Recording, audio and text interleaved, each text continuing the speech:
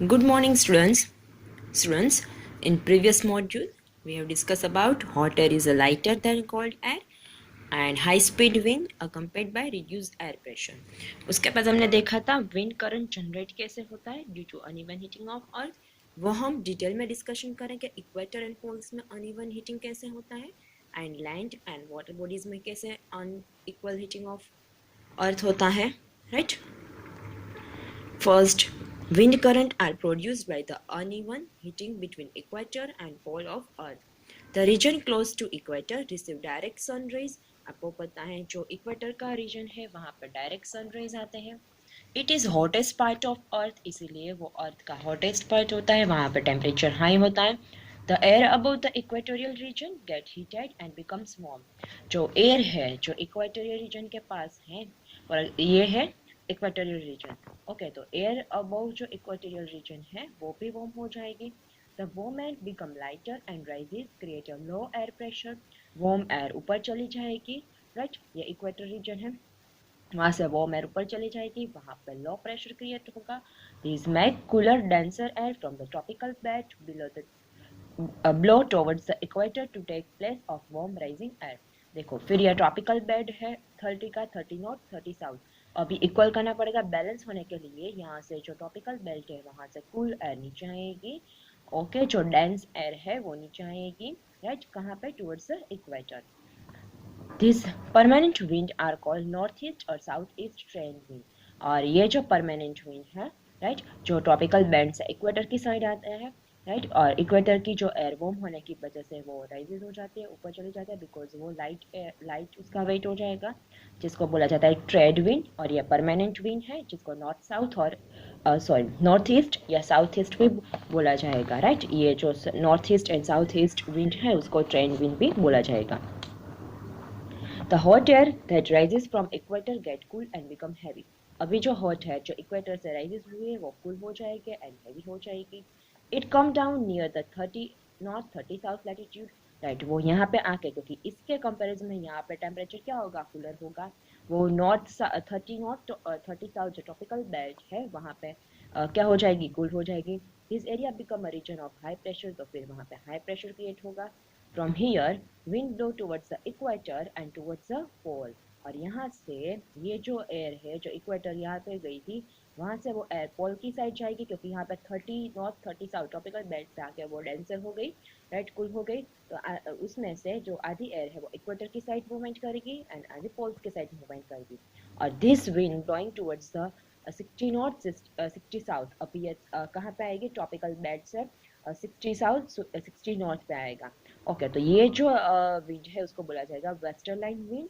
Okay, वो कौन सी wind है? जो इक्वेटर से लाइटर हुई थी वो ट्रॉपिकल बेल्ट पे कूलर हो गई, फिर आधी इक्वेटर के पास आएगी, राइट, कूलर होने की वजह से. और आधी जो विंड है जो 60 नॉर्थ 60 साउथ लैटिट्यूड पे जाएगी, जिसको वेस्टर्न विंड बोला जाएगा. Again, air at latitude 60 degree on both side of equator is a warmer than the poles. अभी देखो, अभी पोल्स के कंपैरिजन में दोनों साइड नॉर्थ एंड साउथ, यहाँ पे जो 60 नॉर्थ 60 साउथ है वो तो वार्मर होगा, राइट? पोल के कंपैरिजन में वहाँ पर टेम्परेचर क्या होगा? थोड़ा हाई होगा. So warmer air 60 latitude rises up. फिर वहाँ से जो वार्मर एयर है मीन्स जो गर्म एयर है जो लाइट वेट है वो अपवर्ड डायरेक्शन में राइजेस करेगी, ऊपर जाएगी, वहाँ पे लो प्रेशर क्रिएट होगा. एंड कोल्ड एयर है जो पोल से यहाँ पे 60 डिग्री नॉर्थ 60 साउथ पे उसको बैलेंस करने के लिए आएगी, right? Being a higher pressure resist into take its take its place. This make a wind blow from colder region towards the 60 north 60 south latitude. This wind is called polar wind. Right, three type की wind है. ये permanent wind है जो आपको दिखाया है जो equator से 30 डिग्री नॉर्थ 30 साउथ जो ट्रॉपिकल बेल्ट के साथ जाएगी, राइट, उसको ट्रेंड विंड. फिर वेस्टर्न विंड जो 30 पे आके क्या हो जाएगा? वो कूलर हो जाएगा. फिर वहाँ से वो आधे 60 नॉर्थ 60 साउथ लैटिट्यूड पे जाएगा और आधा इक्वेटर के साइड जाएगा, बिकॉज वहाँ पे डेंसिटी उसकी ज़्यादा हो गई है, राइट, वो कोल्डर होने की वजह से, जिसको बोला जाता है वेस्टर्न विंड. थर्ड विंड है polar wind, because 60 degree latitude पे पोल की कंपेरिजन में टेम्परेचर क्या होता है? क्या होगा? कम होगा, राइट? तो 60 लैटिट्यूड पे टेम्परेचर थोड़ा वार्म होगा, तो वहाँ से एयर राइजेस होगी और पोलर से बैलेंस करने के लिए एयर है वो 60 लैटिट्यूड पे जाएगी, राइट, तो इसको बोला जाएगा polar wind. The rotation of earth make the trade winds polar winds blow in easterly direction. Earth का रोटेशन हो रहा है, इसलिए trade wind and polar wind है वो कौन सी साइड ब्लो कर रहे हैं, ईस्टर्ली डायरेक्शन में, इसीलिए यहाँ पे आपको देखो लिखा था north east south east, right, तो वो ईस्ट डायरेक्शन में अर्थ के रोटेशन की वजह से ईस्ट डायरेक्शन में मूवमेंट कर रहा है rather than blowing in straight north-south direction. Second, wind current are produced by uneven heating of land and water. अभी सेकेंड विंड करंट कैसे प्रोड्यूस होगा, अनइवन हीटिंग होगा लैंड एंड वाटर का, वो कैसे, आपने चैप्टर 4 में सी ब्रीज लैंड ब्रीज का कंसेप्ट तो स्टडी किया है। समर में क्या होता है, लैंड होती है near the equator of earth heat faster than water. Water के कंपैरिजन में लैंड है वो फास्टर गर्म हो जाएगी, राइट, समर में। So temperature of land is higher than water in ocean, इसलिए लैंड का टेम्परेचर ज़्यादा होगा। Air above the land get heated, land की एयर हीटेड हो जाएगी, वो राइजेस हो जाएगी, वहाँ पे लो प्रेशर क्रिएट होगा। This is called cooler air wind blow in from the ocean towards the land, इसीलिए कूलर एयर ओशन से कौन सी साइड मूवमेंट करेगा, लैंड की side. The winds blowing from ocean towards the land is called summer monsoon wind, और जो wind ocean से land की side movement कर रहा है उसको बोला जाएगा summer monsoon wind. This summer monsoon wind carry a lot of water vapour from ocean bring large amount of rain और लैंड। और ये समर मॉनसून विंड जब लैंड की साइड मूवमेंट करता है तो ज़्यादा से ज़्यादा वाटर वेपर कैरी करता है, राइट, इसीलिए वो लार्ज अमाउंट में बारिश लाता है लैंड पे। The land in India get heated much more than water in Arabian Sea and Bay of Bengal during the summer, right?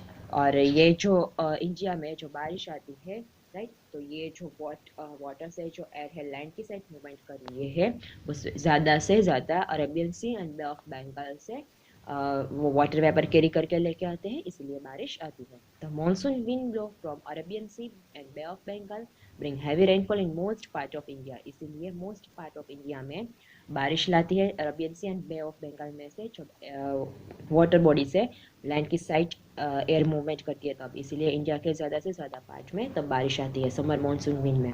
Summer monsoon is a very important to a farmer in our country because most of the annual rainfall occurs at this time and helping in growing crop. Summer monsoon wind farmer के लिए बहुत important होता है because हमारे country में जो annual rainfall है वो समर मानसून विंड में ही आता है, राइट, और फार्मर को क्रॉप ग्रो करने के लिए इजी रहता है।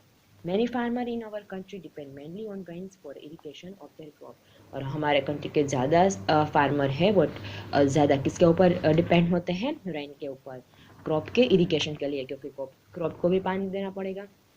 In winter land cool down much faster than water in ocean, winter में क्या होगा, जितनी लैंड फास्ट हीट होगी उतना ही फास्ट ठंडा हो जाएगा comparison to water at water in ocean. So the temperature of water in sea is higher than that of land, इसीलिए वाटर का टेम्परेचर लैंड की कंपैरिजन में विंटर में क्या होगा, ज़्यादा होगा। The air above the water get heated, इसीलिए वाटर के जो सराउंडिंग एयर है वो हीटेड होगी, वो ऊपर चली जाएगी, वहाँ पे लो प्रेशर क्रिएट होगा। This cause cooler air wind from a land high pressure rises towards the ocean, इसीलिए cooler air land की कौन सी साइड मूवमेंट करेगा, ओशन की side. The wind blowing from land towards the ocean, wind blow होगा land से ocean की side, जिसको बोला जाता है विंटर मानसून विंड। और ये जो विंड है वो बारिश नहीं लाता है। In winter monsoon pick up moisture as it blow over the Bay of Bengal and bring rainfall to coastal Tamil Nadu, और ये जो विंटर मानसून विंड है वो मॉइस्चर कैरी करके लेके आएगा बे ऑफ बंगाल में से, बट रेनफॉल है वो जो कोस्टल एरिया है तमिलनाडु का, क्योंकि वहाँ से पास में होगा, राइट, तो वहाँ पर ही सिर्फ बारिश होती है, बट इंडिया के रेस्ट ऑफ द स्टेट है, राइट, वहाँ पे बारिश होती है ज़्यादा समर मानसून विंड में। There are certain situation in nature that sometimes create a disaster and pose threat to human animal and plant life, but कई बार ऐसी सिचुएशन हो जाती है कि अगर बहुत बारिश ज़्यादा होगी या नेचुरल डिजास्टर होता है जिसकी वजह से human plant and animal life को थ्रेट होता है, मीन्स उसके लिए डिसएडवांटेज है, राइट, और लाइफ एंड प्रॉपर्टी को डैमेज होता है, तो वही नेचुरल डिजास्टर के बारे में दिखाया है। Let's study about some of this situation. First one दिखाया thunderstorm. Thunder develop in hot, humid and tropical area like India in very frequently. Thunderstorm है वो कहाँ पे ज़्यादा आता है? जहाँ पे हॉट, ह्यूमिड एंड जो ट्रॉपिकल एरिया है जो इक्वेटर के पास है 30 लैटिट्यूड पे, वहाँ पर ही ज़्यादा आता है. Violent storm with thunder and lightning is called thunderstorm. Thunderstorm को 2 पार्ट में डिवाइड कर दो. वायलेंट स्टॉर्म होता है मीन्स पवन, उसके साथ थंडर एंड लाइटनिंग होता है. थंडर मीन्स साउंड प्रोड्यूस होता है, राइट. इसको बोला जाएगा thunderstorm. Thunderstorm also known as electric storm. Thunderstorm को इलेक्ट्रिक स्टॉर्म भी बोला जाएगा बिकॉज वो लाइटनिंग प्रोड्यूस कर रहा है स्पार्क के फॉर्म में, right. Generally thunderstorm require 3 condition. Thunderstorm होने के लिए 3 कंडीशन चाहिए: moisture, unstable air mass and lifting force. अगर ये 3 कंडीशन फुलफिल होती है तब थंडरस्टॉर्म आता है. वह आपको स्ट्रक्चर ऑफ थंडरस्टॉर्म दिखाया कैसे फॉर्मेशन होता है. First one, the sun heat the surface of earth. Sun की वजह से अर्थ का सरफेस हीट हो जाता है. तो जो हॉट एयर है अर्थ की वो हीट होने की वजह से वो राइजेस हो जाएगी बिकॉज उसका वेट लाइट हो जाएगा, वहाँ पे लो प्रेशर क्रिएट होगा एंड कूल एयर है उसकी प्लेस ले लेगा, राइट. इसीलिए स्ट्रॉन्ग विंड जनरेट होता है. If air carries enough moisture, but अगर विंड है वो इनफ मॉइस्चर कैरी करके लेके आएगा, the moisture condense when it come in contact with cooler air and form a cloud. और जो एयर लाइटर होने की वजह से ऊपर गई है, राइट, वो मॉइस्चर के कांटेक्ट में आएगी, वो कंडेंस हो जाएगा, राइट, और एयर कूल हो जाएगी, राइट, और क्या बनेगा? क्लाउड्स बनेंगे. We know that water vapour lose heat on a condensation. आपको पता है कि जब वाटर वेपर है जो हीट ऊपर गई है वो लाइटर हो गई है, वो अभी कंडेंस होगी, राइट. वो जब कंडेंसेशन होता है तो क्या रिलीज होता है? हीट रिलीज होता है. So air around cloud get warm. इसीलिए क्लाउड के अराउंडिंग जो एयर है वो क्या हो जाएगा? वार्म हो जाएगा.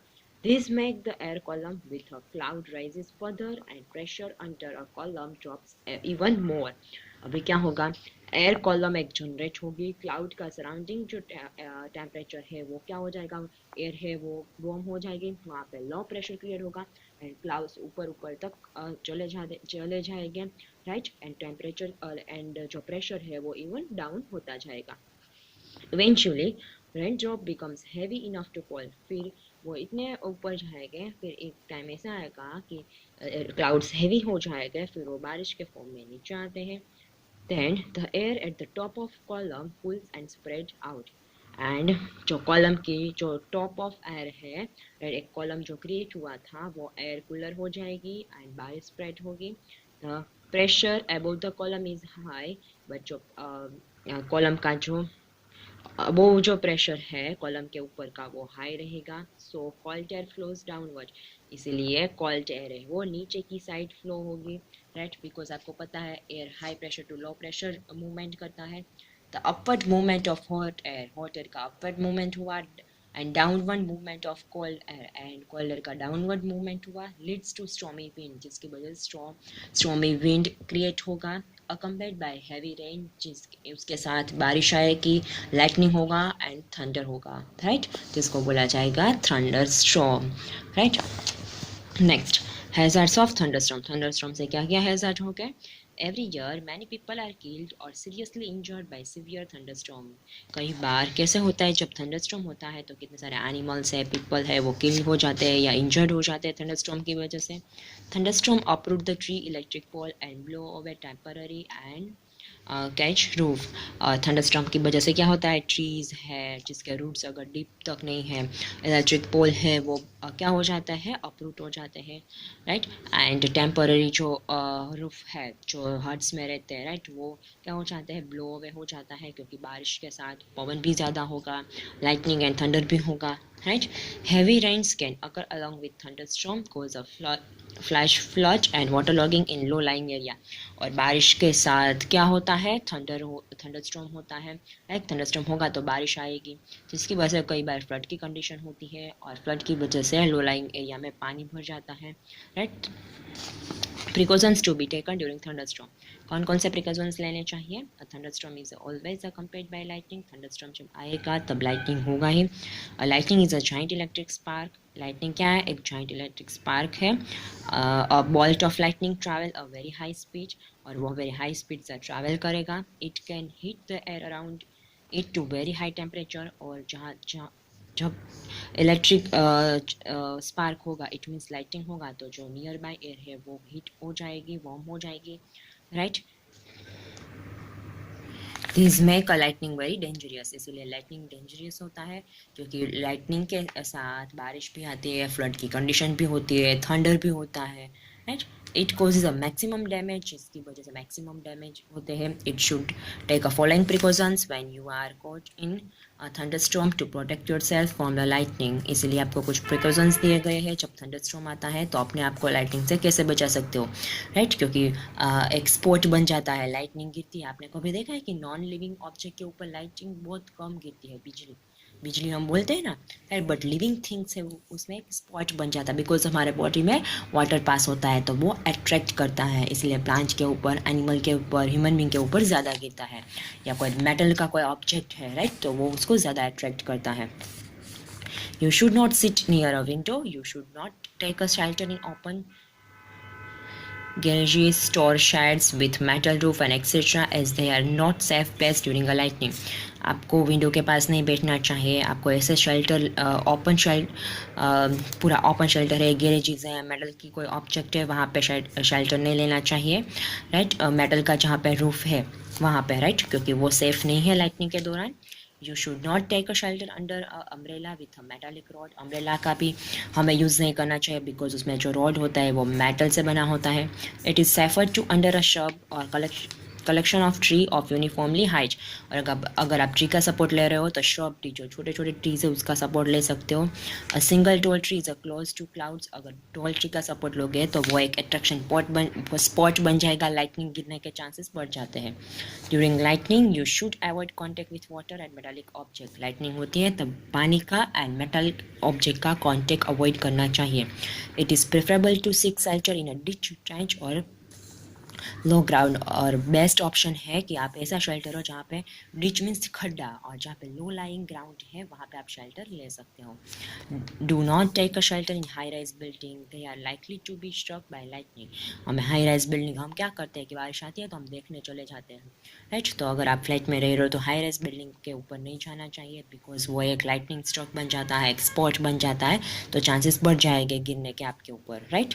7. The best place to take a shelter in bus और कार, बेस्ट प्लेस है कि अगर आप बाहर की साइड हो तो बस या कार में ही रहो, बट विंडो क्लोज रखना चाहिए। It is because when lightning strike car metal body can conduct lightning to earth safely without harming you और कॉजिंग एनी डैमेज, और जब विंडो क्लोज रखोगे तो जैसे अगर बिजली उसके ऊपर गिरेगी तो वो मेटल की बॉडी है तो वो लाइटनिंग को डायरेक्ट अर्थ में पास कर देगा, जिससे आपको कुछ हार्मफुल नहीं होगा।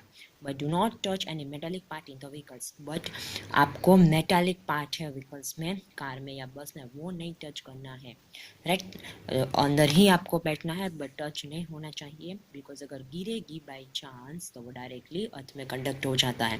वो अर्थिंग कंसेप्ट है जो हम 8th स्टैंडर्ड में पढ़ेंगे। नेक्स्ट वन, टॉर्नेडो, जो हम नेक्स्ट मॉड्यूल में देखेंगे।